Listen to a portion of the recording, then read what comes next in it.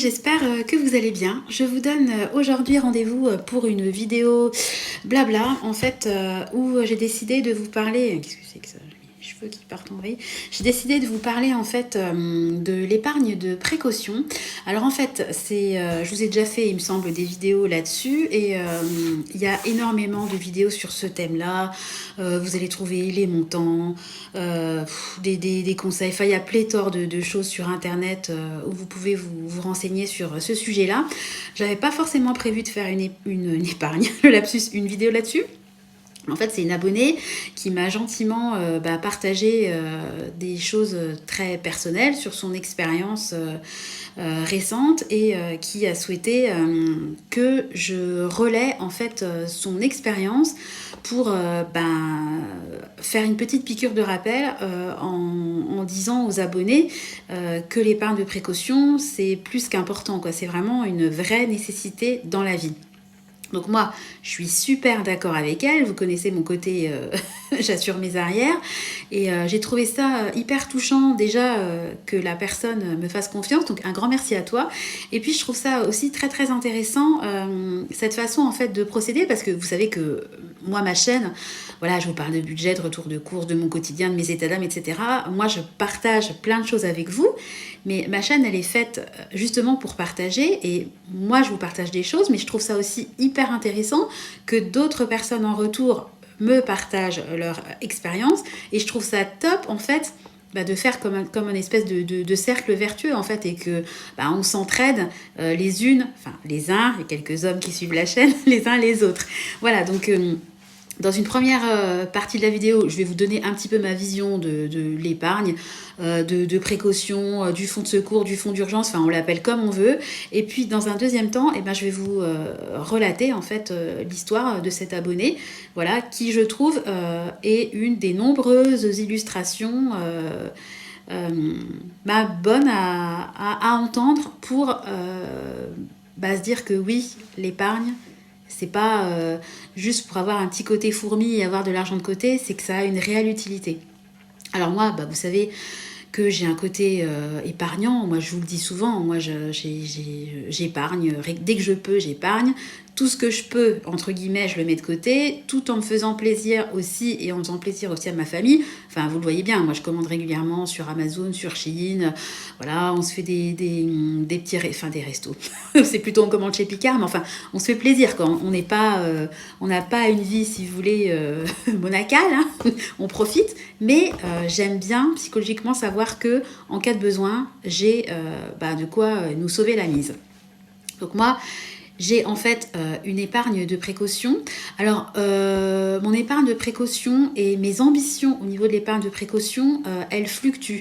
Il y a un moment donné où moi, je m'étais donné comme montant, j'aurais voulu avoir 50 000 € d'épargne de précaution. Puis après, j'ai réfléchi et je me suis dit, mais attends Sandra, ça rime à quoi d'avoir 50 000 € de précaution? En fait, c'est pour ça que j'aime pas vous dire faut avoir 3 mois de revenus de côté, 3 mois de dépenses de côté, 6 mois, tant, faire comme ci, comme ça, parce qu'en fait, on a tous et toutes des situations différentes. Et moi, en fait, je m'étais mis à un moment en tête le but, l'objectif d'avoir 50 000 € de côté. Et quand j'ai réfléchi et je me suis dit, mais... c'est un peu bête ton raisonnement, parce qu'il y a des gens qui ont peu d'épargne et qui misent beaucoup sur leur fonds de secours, épargne de précaution, enfin on l'appelle comme on veut. Mais moi, je ne fonctionne pas en fait comme ces personnes-là. Moi, j'ai plein d'épargne et en plus, j'ai une épargne de précaution. Donc c'est-à-dire que là où des gens vont vous conseiller d'avoir un fonds de secours pour un jour, si votre four ou votre frigo lâche, vous aurez de quoi payer votre four ou votre frigo.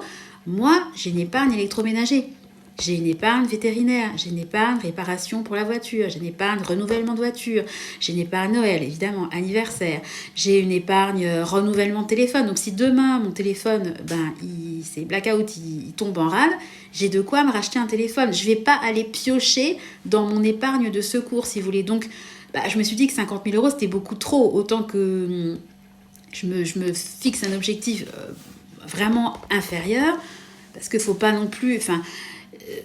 mon objectif, c'est pas non plus d'avoir 100 000 € qui dorment sur un compte. À un moment donné, faut peut-être pas...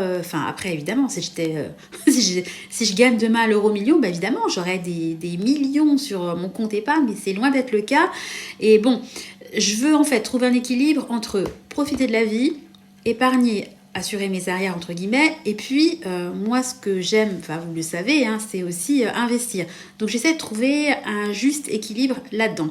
Donc je vais pas vous dire faites comme ci, faites comme ça. Par contre je vais vous conseiller, après c'est personnel, hein, vous faites bien ce que vous voulez de votre argent. Il y a des gens qui préfèrent l'investir. Moi je pense qu'avant d'investir, il faut quand même avoir de l'argent de côté parce qu'on ne sait jamais ce qui peut arriver. Alors, et puis on a beau vouloir tout prévoir dans la vie, il y aura toujours des imprévus. Alors ils peuvent être très jolis, comme par exemple quand vous avez des amis qui vous font la surprise de venir vous voir. Et malgré tout, c'est un imprévu. Et c'est pour ça que je me suis créé une épargne, plaisir d'offrir, joie de recevoir, on l'appelle comme on veut. Mais bon, en cas de visite surprise, j'ai un petit peu d'argent de côté qui me permet, à la volée, de courir, faire un petit repas sans péter, entre guillemets, tout le budget mensuel que j'ai préparé à l'avance, parce que vous savez que je fais toujours mes budgets en avance tous les mois. Voilà, il y a des jolis imprévus, comme je les appelle, puis il y a des imprévus qui sont moins jolis. Donc, je vous parlais tout à l'heure d'un frigo qui lâche, j'en sais rien, moi... Tiens, par exemple, moi j'ai une épargne santé pour moi, pour les enfants. Enfin, j'aime bien avoir une épargne de santé parce que j'en sais rien, moi. Vous travaillez, vous vous levez, pan, vous avez une couronne qui saute et c'est une dent juste devant. Ça peut être embêtant si vous êtes commercial ou que vous avez un métier relationnel. Donc là, qu'est-ce qu'il faut faire ? Faut courir chez le dentiste, trouver une solution. Et puis on sait très bien que les couronnes, ça coûte quand même cher. Hein. Donc après, il y a le truc des couronnes. Enfin, moi, j'ai pas de couronne, donc j'y connais rien. Mais je sais que maintenant, il y a des trucs qui ont été mis en place pour que les couronnes... dépasse pas un certain montant, etc. Mais bon, après, si c'est une dent de devant que vous voulez qu'elle soit jolie, ou alors il y a des couronnes sur pivot, enfin, j'en sais rien. Enfin bon, vous avez compris l'idée, quoi. Il y a des choses, vous pouvez pas le prévoir. Vous pouvez pas prévoir que votre dent de mal va tomber. Mais malheureusement, un jour, ça peut vous arriver. Je rigole, c'est pas drôle, mais c'est bête comme... je sais pas pourquoi j'ai pensé à ça. Enfin bon, bref, c'était un exemple. Donc, tout ça pour vous dire que moi, je vous encourage fortement à mettre de côté, à avoir une poire pour la soif. Moi, j'ai toujours mis de côté, mais ce qui vraiment m'a motivée à mettre de l'argent de côté, et c'est pour ça que j'étais partie dans mon délirium là, des 50 000 euros, c'est vraiment le Covid. Si vous voulez, enfin... Quand on dit que dans la vie, on ne peut pas tout prévoir, je pense qu'il y a peu de personnes quand même qui avaient prévu le fait d'être confiné, qu'il y ait une épidémie comme ça qui se propage au niveau mondial. C'est quand même un truc de fou ce qu'on a vécu. Des fois, quand j'y repense, j'ai l'impression que c'est dans un film de science-fiction. Vous savez, il y avait un film avec Will Smith, La Seule au monde, où il se retrouve tout seul à New York. Et c'était un peu l'idée... ça m'a fait penser à ça quand on était en confinement. Bon bref, mais il y a quand même des gens qui ont perdu leur emploi, il y a des gens qui ont eu des chutes pharaoniques de revenus, parce que tous les gens qui travaillaient de chez eux, les exportations, les containers étaient bloqués. Enfin, il y a eu vraiment... c'était vraiment... c'était un truc de fou ce qui est arrivé. Et il y a des gens qui financièrement se sont retrouvés avec de grosses problématiques. Et c'est vrai que quand on a un peu d'argent de côté, ça a quand même un côté rassurant. Et puis après, je vous parle d'épargne de précaution. Mais là, petit aparté, c'est aussi ça, moi, qui m'a motivée à avoir un stock alimentaire. Parce que moi...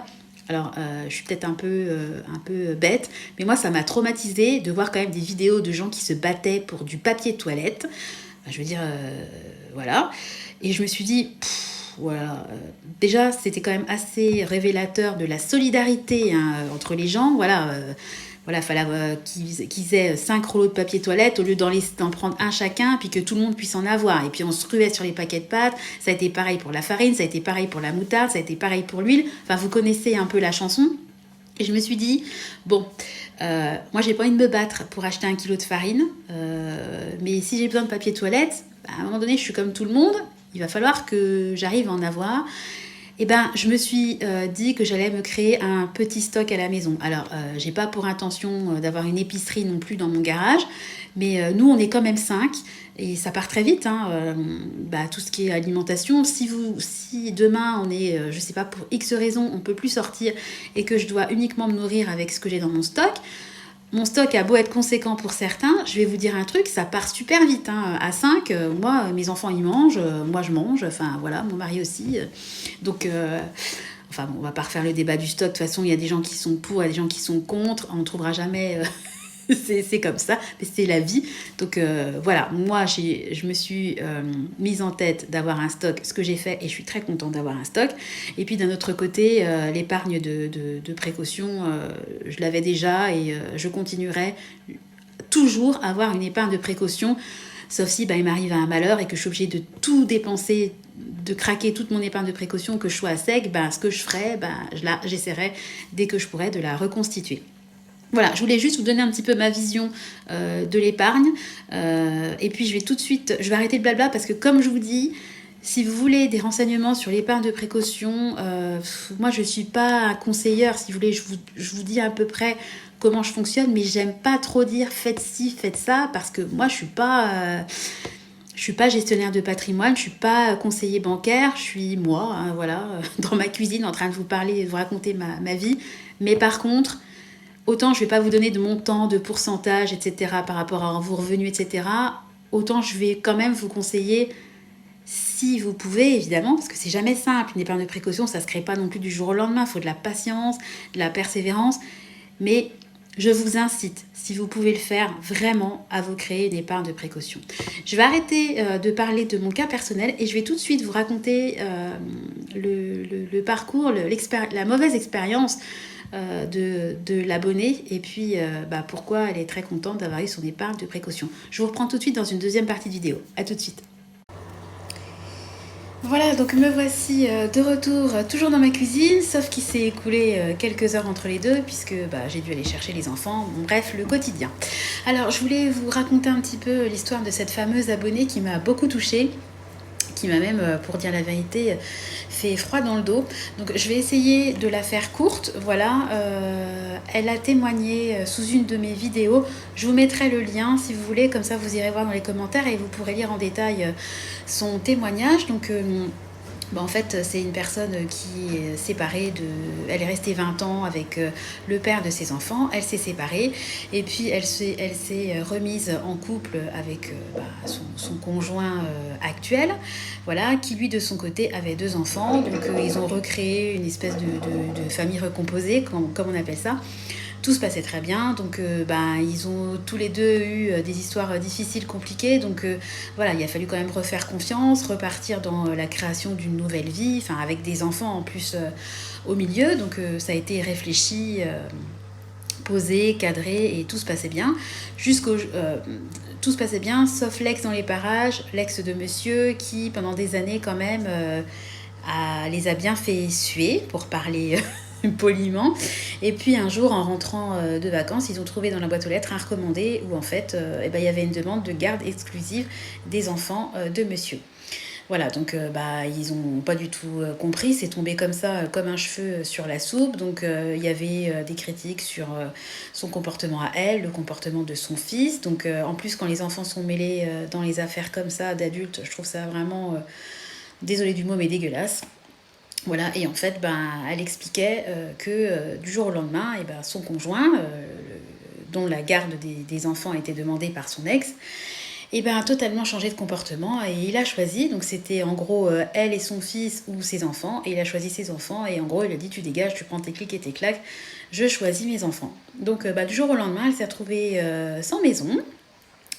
Elle n'a plus vu ses beaux enfants qu'elle considérait comme ses enfants de cœur, et puis son amoureux lui a dit bye bye, hein, comme ça, et elle s'est retrouvée comme un rond de flanc avec plus rien du tout. Voilà, donc en fait elle m'expliquait que heureusement dans son malheur qu'elle avait de l'épargne de précaution, parce qu'elle pratique la méthode des enveloppes depuis plusieurs années, et elle avait de l'argent de côté, et grâce à ça elle a pu, entre guillemets, dans la tourmente qui lui arrivait, ne pas subir, si vous voulez, de découvertes et de galères financières. Elle avait déjà tellement de galères personnelles qu'elle expliquait que l'épargne, le message en fait qu'elle veut faire passer, c'est que l'épargne de précaution, c'est une nécessité absolue et que vous pouvez vous retrouver vraiment dans la panade, pour parler poliment, du jour au lendemain. Donc s'en est suivi aussi le fait de voir les vrais visages de son entourage. Donc elle a eu évidemment très peu de personnes qui ont été là pour la soutenir, parce que les gens ils sont toujours là quand ça va bien, puis bizarrement quand ça va plus, il n'y a plus personne. Les gens, les 3 singes, je dis rien, j'entends rien, je vois rien. Donc elle s'est retrouvée quand même à devoir dormir quelque temps dans sa voiture, hein. Heureusement, son enfant a pu être gardé par des amis. Et puis, là, elle venait de retrouver un meublé. Et puis, voilà, je pense elle m'a écrit ce message-là. C'était vraiment un cri du cœur pour prévenir un peu tout le monde. Et puis de dire moi, j'encourage tout le monde à profiter de la vie parce qu'on ne sait jamais ce qui peut se passer. Et du jour au lendemain, la vie ne tient qu'à un fil. Et on sait très bien que du jour au lendemain, malheureusement, on peut passer à trépas. Mais il faut quand même se sécuriser. Et voilà, il peut y avoir... on peut ne plus être de ce monde du jour au lendemain, mais on peut avoir des catastrophes qui vous arrivent auxquelles vous vous attendez pas du tout, parce que quand ça se passe très bien avec votre amoureux, que vous avez reconstruit que vous avez reconstruit, ou pas forcément reconstruire, hein, ça peut aussi se passer avec des couples qui sont ensemble depuis 20 ans, comme un peu ce qui s'est passé pour ma soeur, hein, tout se passait très bien. Et du jour au lendemain, elle a découvert quelque chose qui était bien caché depuis des années. Et là, le cataclysme est arrivé, donc elle s'est retrouvée, entre guillemets, en instance de séparation avec 2 petites, parce que la plus petite avait 2 ans à l'époque, donc vraiment très très petite, à devoir reconstruire entièrement sa vie, vendre sa maison, qui bien évidemment n'était pas finie de payer, donc où aller, où se loger, trouver un propriétaire qui accepte de vous louer quand vous êtes seul avec 2 enfants et que vous n'avez pas un métier classique parce qu'elle est payée en CESU, elle a son compte, etc. Enfin, je parle un peu de l'exemple de ma soeur parce que je le connais mieux que l'exemple de l'abonné, parce que c'est difficile pour moi. Je vous dis ce qui m'a été dit, mais je veux surtout pas déformer, si vous voulez, la réalité. C'est pas mon histoire, donc je raconte ce que moi j'ai compris. Et vous savez, j'ai toujours peur en fait quand je raconte les histoires d'autres personnes de mal raconter ou d'oublier certaines choses ou d'avoir mal compris. Donc j'espère que j'ai résumé à peu près correctement ce que tu m'as dit. Voilà, moi je t'envoie tout mon soutien de maman, de femme, d'humaine, quoi. Voilà, parce que ton histoire, elle m'a vraiment... ça m'a vraiment fait mal au cœur. Moi, je suis quelqu'un de sensible et quand j'ai lu ça, c'est vraiment un gerbé, quoi. Franchement, je comprends que le papa veuille maintenir la garde de ses enfants, mais je peux pas comprendre qu'on mette dehors sa conjointe et puis l'enfant de sa conjointe avec qui on a passé des années et avec qui on a tissé des liens, parce que ton enfant, comme tu le dis si bien, était attaché à son beau-père de cœur. Je sais pas si vous étiez mariés ou pas, mais enfin pour moi c'est pareil. Et du jour au lendemain, de plus voir la personne à qui on a fait confiance pendant des années, c'est un traumatisme aussi. C'est un traumatisme pour la mère parce qu'elle doit gérer un cataclysme financier, un déménagement, enfin voilà, mais c'est un traumatisme aussi pour les enfants. Et je pense aussi aux enfants de l'autre côté qui, du jour au lendemain, n'ont plus vu leur demi-frère de cœur, enfin leur demi-frère et puis leur belle-mère, quoi. Enfin, c'est vraiment des situations catastrophiques et c'est vraiment tellement dommage que d'avoir tellement d'amertume, de rancœur de la part de l'ex, de créer des... On sent quand on a déjà soi-même galéré et vécu des choses difficiles, pourquoi on va faire en sorte que d'autres personnes les vivent? Moi, je salue en fait cet abonné qui justement prévient les autres pour que ce qui lui est arrivé n'arrive pas, enfin que les gens aient de quoi rebondir dans ce genre de situation. Et au lieu... cette façon d'agir, je la trouve super. Il y a des gens, quand ils ont vécu des choses très difficiles, en fait, ils sont aigris, ils ont de l'amertume, de l'aigreur, et limite, ils voudraient que la galère qu'ils ont connue arrive aussi aux autres pour qu'ils voient ce que c'est. Et ça, c'est un truc, j'ai du mal à comprendre, quoi. Parce que, voilà, et malheureusement, il nous est tous arrivé, ou il nous arrivera à tous, à un moment donné de notre vie, des choses très compliquées à vivre. Même si ça ne nous touche pas nous, ça touchera peut-être des membres très proches, des amis très proches, et on va souffrir avec eux, ou souffrir tout seul, ou peut-être que beaucoup de gens vont nous tourner le dos, peut-être qu'on aura des galères financières, enfin, des gens malades dans notre entourage, nous-mêmes, on sera peut-être touchés par la maladie, enfin, nos enfants auront peut-être des soucis de harcèlement, j'en sais rien, enfin, il peut y avoir tellement de complications dans une vie. C'est très rare des vies linéaires qui se passent super bien, où il n'y a jamais de problème. Moi, je connais personne à qui il n'est rien arrivé de problématiques dans la vie. Alors je le souhaite à tout le monde d'avoir des vies sans encombre, vraiment, mais moi on a tous malheureusement des problèmes dans notre vie, que ce soit au niveau du boulot, du cœur, de la santé, de la famille, des enfants, etc. Donc je voulais juste dire un énorme merci à cet abonné qui, en partageant son expérience, motivera peut-être des personnes à se créer une épargne de précaution, parce que je trouve que c'est bien beau de faire des vidéos, de dire mettez ci de côté, mettez tant de pourcentage, gna, gna, gna. Mais je trouve que quand il y a des exemples comme ça concrets, ça matérialise vraiment, ça cristallise, si vous voulez, le fait que vraiment, c'est pas des blablas, c'est pas des conseils comme ça qu'on donne pour faire des vidéos, c'est vraiment des préconisations qu'on fait avec le cœur. Moi, quand je vous dis mettez de l'argent de côté, c'est pas... je vous le dis parce que vraiment, ça vient du cœur, quoi. J'ai tellement vu de gens se retrouver dans des situations compliquées.